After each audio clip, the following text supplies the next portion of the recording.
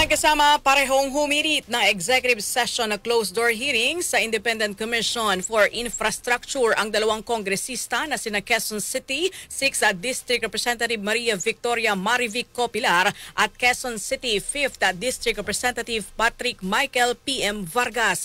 Ang dalawang mamabatas ay parehong idinadawit ng mag-asawang Curly at Sara Diskaya sa issue ng flood control anomaly.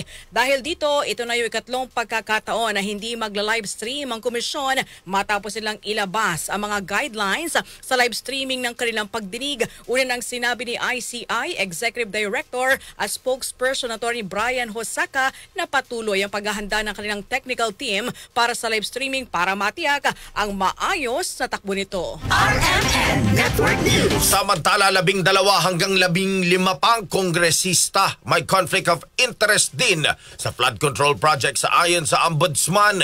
Kasama mo sa balita si Radyoman Gerald B. Ulep. RMN Live Reports. Marami pang kongresista ang nasisilip ng Ombudsman na may kinalaman sa issue ng flood control projects. Ayon kay Ombudsman Jesus Crispin Remulla, posibleng umabot pa hanggang 15 miyembro ng Kamara ang may conflict of interest sa naturang mga proyekto. Dahil dito plano na ni Remulla na kausapin si House Speaker OGD kaugnay ng lumalaking bilang ng mga mambabatas na iniimbestigahan. Sinabi ni Remulla na posibleng magkaroon ng problema sa Kamara dahil sa kanyang pagkaya ay nasa 10% ng mga kongresista ang iniimbestigahan dahil sa manumalyang flood control project. Marami pa yan. Hindi pa mabasa 12 hanggang 15. Yung very evident. Hindi na kinakailangan yung beneficial interest test. Pwede mo lang sabihin at talaga sila na yun. May conflict of interest na. At alam naman natin, dito, marami tayong pwedeng kaso na ipataw sa mga taong na-violate ng batas.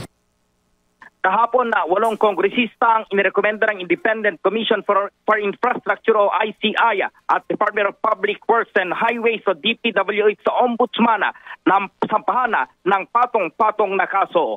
Kasama mo sa DZXL RMN Manila, Radyoman Gerald B. Ulep, Tataka, RMN.